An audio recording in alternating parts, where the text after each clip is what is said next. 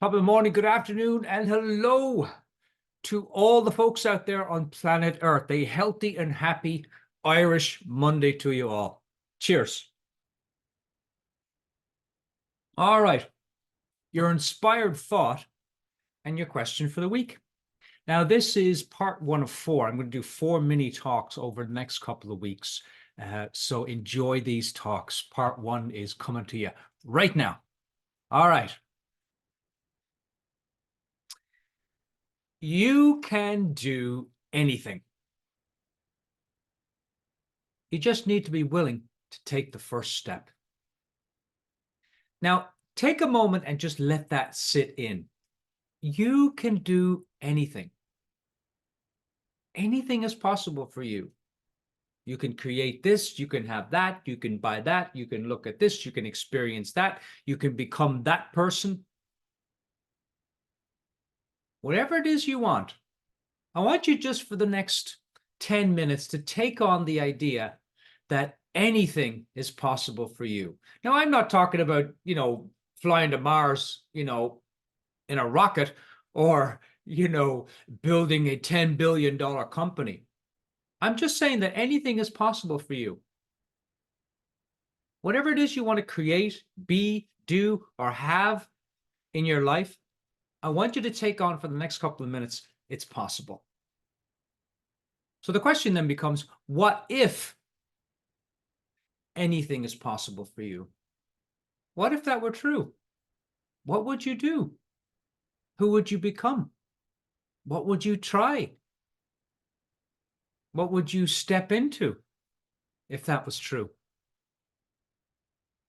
Now, here's the problem. Most clients or coaches, when I'm working with them in Club Fearless, I'll say to them, anything is possible. You can have whatever you want. Freedom to be your own boss, money, more money. You can be of service to people and make money. Whatever it is you want. But they'll inevitably say something to me like, well, Dermot, I need more confidence. I need more time. I'm not that kind of a person, I don't know how to. Now, let me show you something. Have a look at that. You see that? It's a little bird's nest.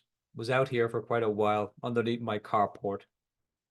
Now, the little bird never says to his buddy, I don't know how to make a nest. I'm not that kind of a person. I need more confidence. I don't have the skills. I don't have the capabilities. I don't have the time. I don't have the know-how. Bird never says that. The bird knows or has an inkling that anything is possible. And you just got to be willing to take the first step. Now, the bird takes the first steps and puts a little bit of dirt, up under the carport. And all of a sudden he's like, wait a minute. I'll put a little more dirt. I can do that. I can take a small step and go and get another piece of dirt and put it up there. Wait a minute. I can take a third step and grab a little bit of dirt and put it up there. And before you know it, this is what gets created. Isn't that beautiful? Isn't that incredible? Look at that. Look at that. Isn't that just incredible? And he doesn't have arms or legs or a tool belt. He just has his beak. That's it, his mouth. Could you imagine building a house with your mouth?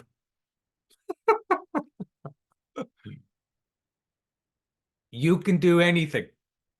You've just got to be willing to take the first step. That's really what it's about. Now, if it's true, and I believe it is, that we are spiritual beings, we're having a human experience as spiritual beings, then it must mean that we're connected to something bigger than our own thinking, than our own limited thinking. The only limitation we ever have is through our own limited thinking. I'm going to show you something in just a moment to illustrate that point. But if it's true that we're spiritual beings, then it must mean that we're connected to something bigger than ourselves. The word inspiration literally means the spirit from within.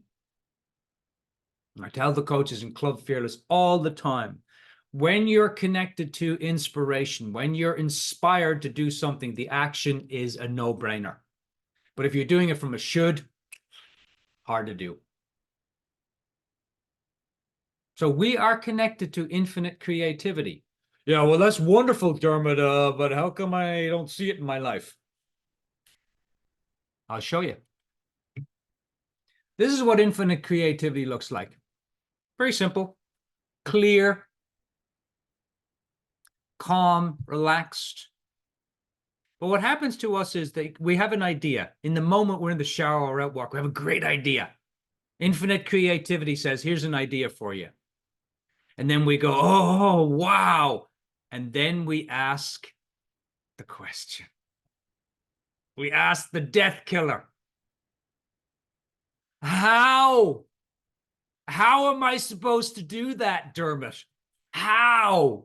How? This is what happens. This is what happens. We get a head full of how thinking, and that the answer doesn't come to us. And then we go, oh, I can't do that. I don't know how. But see, when you get an idea, a good idea, there's a difference between getting an idea and an idea getting you. When you're relaxed and calm, and an idea is given to you, the how-to shows up with the idea. All you have to do is willing to take the first step that comes to you. And everybody always has a first step in any idea. It's always given to you. Always. It comes with the manual. It's like a car. It comes with a manual. It tells you how to turn it on. Even though I had quite a problem turning on my new electric car, I had no clue how to turn the fucking thing on, but I figured it out. So we are connected to infinite creativity, but the problem is we get stuck in the how. And that switches off the creativity and just puts us in a whole head full of thinking. And then we stop. We don't take that first step because we're constantly thinking of the how. The how is a creativity killer. Take the first logical, sensible step and then work from there. Now, most clients, when I'm working with them, they'll tell me, Dermot, I need more confidence. And I say, you don't need more confidence. Willingness trumps confidence every time. Willingness. Willing to take that first step. Willing to play with the idea that I can do anything. I can do anything. I have it on my board. I'm a life coach. I can do anything. Look out, world. Here I come. Right now, I'm in the middle of creating this program that's never been created for coaches before, where they can develop their business building skills, they can develop their coaching skills, and we give them clients. They're part of a members directory. Never been done before. People tell me I'm crazy. But look at any of the companies out there that are on the cutting edge. Canva right now, $35 billion company. The lady is less than 30 years old. She came with an idea. She got an idea. She took the first step. She told her friends about it. Then she took the second step and she says, you know, what would it look like if this was out in the world? How many people could I help with this? She never asked how yet. She was more excited about the idea, serving people, helping people, which is what I tell all my clients, whether I'm working with them to build businesses or whatever they might want to create in their world. Willingness trumps confidence every time. So why not? Why not create what you want? Why not you? And why not now? I'll leave you with a story. But first, a sip of tea. By the way, when you're listening to these inspired thoughts every week, grab a cup of tea or a cup of coffee, sit down and just listen to it for 10 minutes. A little bit of inspiration at the start of the week is always nice. Connect to that spirit from within. It's really, really, really nice. When I decided to become a coach, I had been doing, in 2000, my whole life fell apart and I became very depressed. And I had never heard of self-development or, any of this stuff, coaching, yoga. And I just moved from Colorado, where I was living in the mountains as a hermit, and had a wonderful, wonderful time living as a hermit in the mountains. But one day I kind of decided, I'd really love to do some radio. I'd love to do something new. And as infinite creators, we want to experience things. We're all adventurers. We're all explorers. But we get stuck in being a banker, being an accountant, just looking at the numbers, looking at the results. Nothing against bankers or accountants, by the way. I like my banker, and my accountant too. She's pretty good. And I decided I want to be a coach. And after my life fell apart, I started, fear is a great motivator. And so I started looking at self-development, and I started, listening to Tony Robbins. And I started getting this idea that, boy, I would like to do that, what Tony Robbins does, helping people and serving people and making a buttload of money. That sounded like a good idea to me. Serve and make money. I'm like, woohoo! Doesn't get any better. Be the boss of my own time, always wanted that for myself. And I started asking myself how to do that.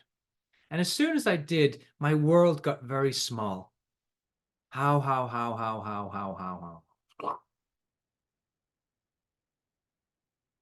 And one of the Tony Robbins tapes, he said, don't ask how, ask why.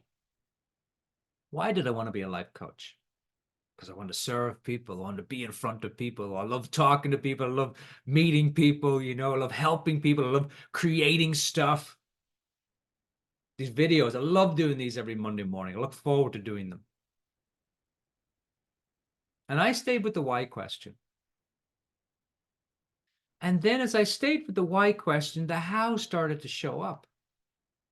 I went to an international coaching school out of Vancouver. I studied with some of the top coaches on the planet over the years. Steve Chandler, Michael Neal, a lot of great coaches, Catherine Casey, Karen Davis, Melissa Ford, some of the best coaches in the world I've coached and been trained by. And the how just kept showing up as I did.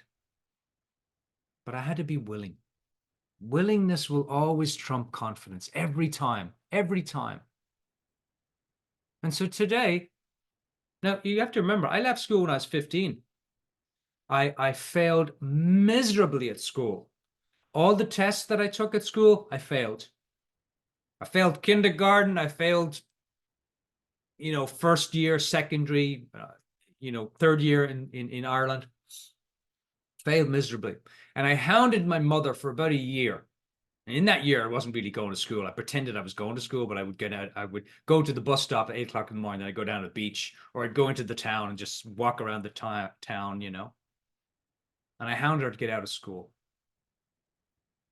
So my education was very limited.